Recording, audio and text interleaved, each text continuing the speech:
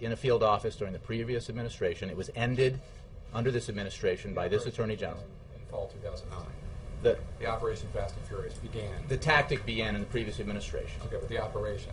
You keep saying. Okay, but the tactic began in the previous administration, and it was ended under this one when this Attorney General discovered it and believed it was a flawed tactic. He then referred it to an Inspector General. The documents that the President is asserting executive privilege and not disclosing, you don't know, or you're not going to say whether any of them are to or from anybody in the White House? Again, I'm not going to characterize documents related to this, except to say that on the specific matter of White House, or anybody in the White House, and this refers, I think, and you know, I mean, if you cover this, and I know some folks here have, you know, because these documents were provided and are out there and were provided back in the fall. They relate to anybody in the White House knowing about the so-called Fast and Furious operation. Okay, but I think any document related to the White House, anybody at the White House knowing about the Fast and Furious operation was provided, at the time, was provided back in the fall.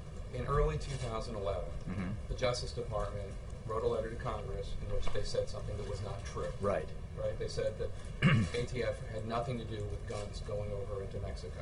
That wasn't true, and it took them until December 2011 to take that back.